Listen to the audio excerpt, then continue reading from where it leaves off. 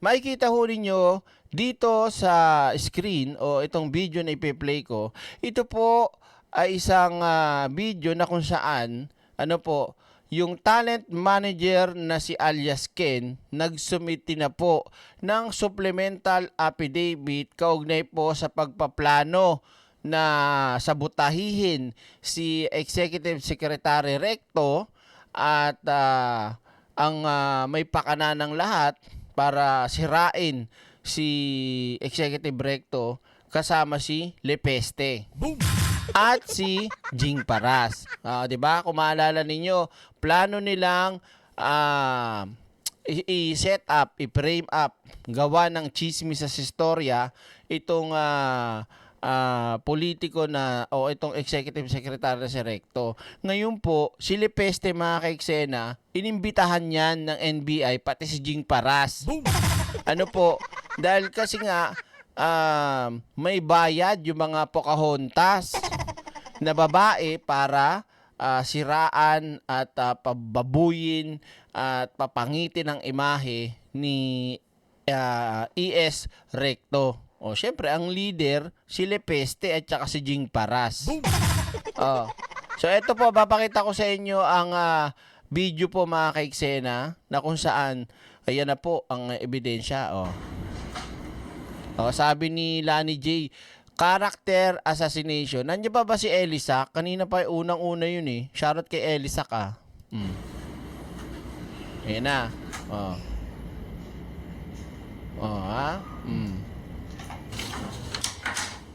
Yan.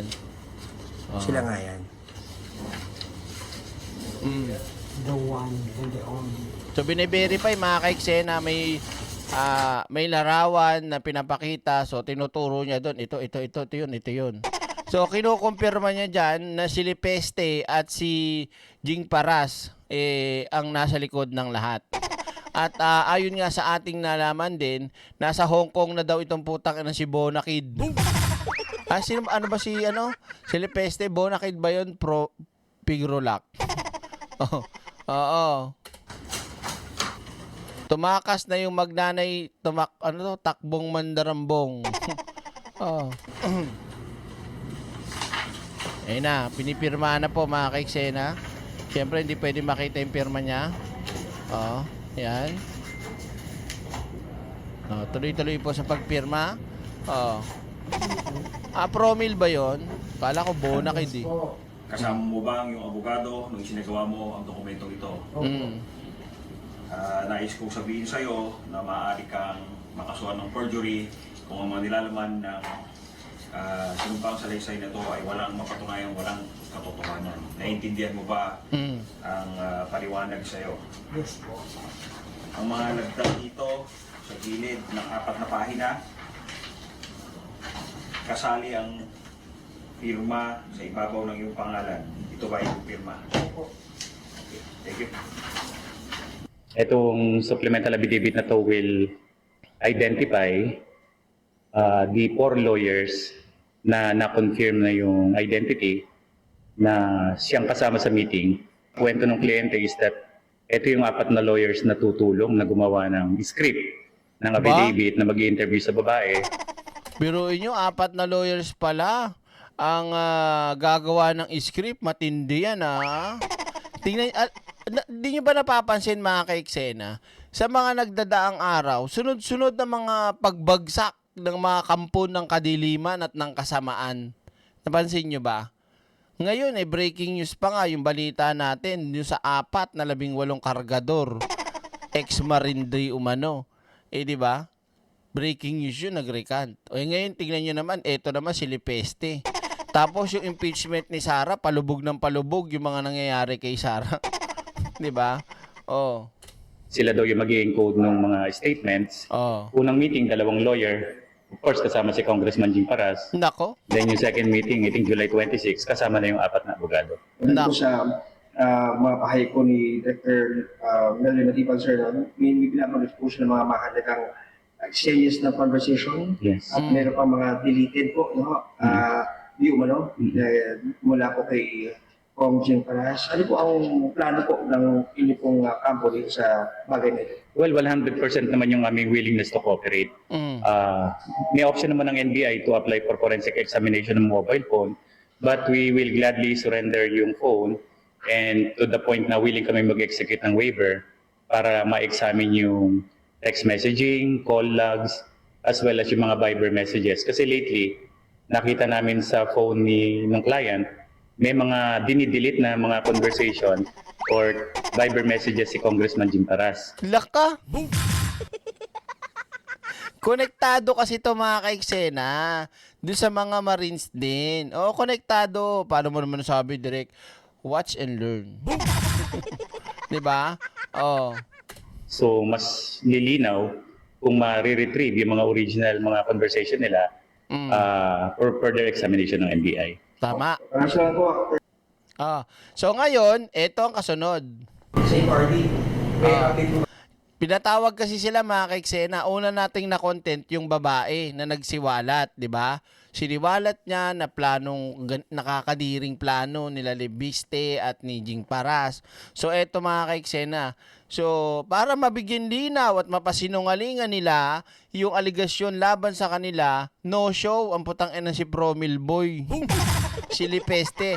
At namataan na nga siya ng mga kababayan natin sa Hong Kong. Supervisors, supposed appearance po ngayon. O kung gusto nyo, wag na. Diretsoy na natin. Dun sa Hong Kong na. Nakalabas na umano ng bansa si Batangas Representative Leandro Leviste. Akala ko ba atapang atao tong putang inan to? Atakbo pala eh. Atakbo, alipad ibang bansa. Gustong makausap ng NBI si Leviste kaugnay sa umano'y honey trap plot laban kay Executive Secretary Ralph Recto. Ang detalye sa agenda report ni Andrea Salve. No-show si Batangas 1st District Representative Leandro Leviste sa supina ng NBI National. Nagkakandaleche-leche na po mga kababayan ko, mga tirada ng mga DDS. Nakakarma na ang mga animal. Capital Region, kaugnay sa gubugulong na investigasyon sa umano'y character assassination plot laban kay Executive Secretary Ralph Recto. Pero sa sulat na ipinadala ng kanyang kampo sa tanggapan, late po today, na-receive po natin yung letter from the lawyers of Congressman Leandro Leviste requesting for some pieces of documents na according to them na pwede nilang pag-aralan, asking for the nature of the case, nature of the investigation para rin ma-appraise sila for them to intelligently answer our interview. Pag-uusapan po ng team namin yan kung anong magiging sagot dyan. Pero in the meantime, hindi po natin pinagbigyan. tinanggihan din ng NBI ang kaparehong hiling ng kampo ni dating Negros Oriental Representative Jing Paras.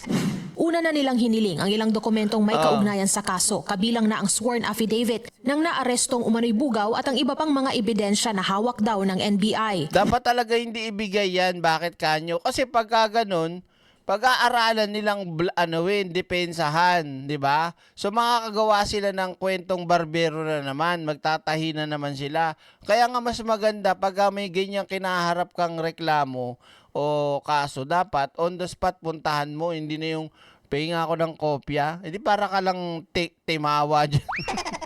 Di ba? Kagaguhan din itong mga pag pumayag kayo dyan. Mayroon po tayong batas dyan na talagang pagka ang isang dokumento ay subject po ng present investigation o current investigation, hindi po pwedeng i-share yan. Di ba? Tama yun eh. Ba't kayo hihingi ng ganon? Isa lang po ang ibig sabihin nun. Halimbawa, sinabi doon sa statement, ako po ay niyaya at pinasok ni dating Congressman Jing Paras sa room 304.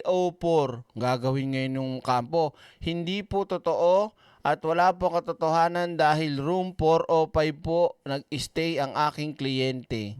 Diba? Magagawa na nila ng palusot kung ano-ano, kaya bawal yun. Para ka lang nag-exam niya, nang hingi ka ng tawag dito, kodigo. Ganun. Parang si Sarah, may advanced question. Pag walang script, tanga. Ay, hindi pala. Pag walang script, bobo. Pag may script, lutang. Kasi mako-compromise yung investigation. Correct. Kasi mga persons or personalities involved, baka ma-compromise din. Correct. Bagaman hindi humiling ng resetting si Leviste, bibigyan pa rin daw ito ng pagkakataon na humarap sa mga investigador. Wala po tayong inaakusahan pa ng kung anong pagkakamali o krimen o ano. Just to invite them to explain their side. Due process, that's the principle of due process eh.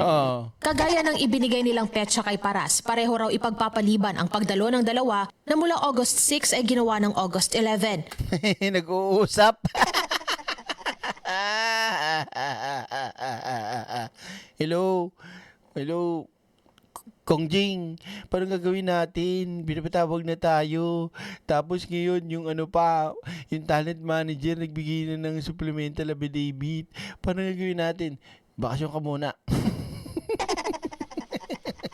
Basta, delay muna natin yan.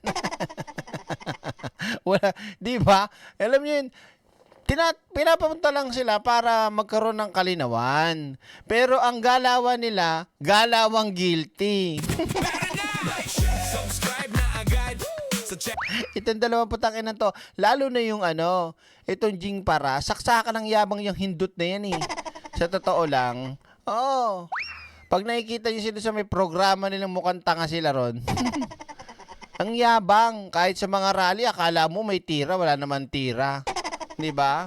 Kung gumaganyan, sir, di bagay. Boom! Mga tira nyo, tirang alin, tirang traidor. At kung hindi man sisipot sina Leviste, Ano daw?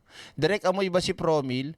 Kung tinatanong mo ko, kung naaamoy ko na bakla si Leviste, bakla yan. Boom! Hindi pa ba obvious sa inyo yung galaw niyan? Kahit hindi nyo naamoyin yan si Leviste, bading yan. Diyos ko. Saan nakakita ng titira ng bola ng basketball, isushoot? Pati pagsalo pa. Di mo maintindihan kung first time lang nakahawak ng bola. Boom! O kayo, tatanungin ko kayo, sige. Based sa akin wag nyo nang papakinggan yung sinabi ko. Pag nakikita nyo si Leviste, ano tingin nyo sa kanya? Straight na lalaki o bading? Boom! O comment nyo. Kasi kung tatanungin nyo talaga, direkta, kahit magkaharap kami, sabihin ko sa kanya, bading ka te, iladlad mo yan. Mas makakahinga ka ng maluwag. At least makakapag-blast on ka. 'Di ba? Pwede ka na ring magtag ito. Pwede ka nang magkaroon ng lip tint. Gusto mo bigyan kita, bili ka sa akin. Tuloy natin. Leviste at Paras, magpapatuloy pa rin daw ang investigasyon. Para sa agenda, Andrea Salve, Billionaire News Channel.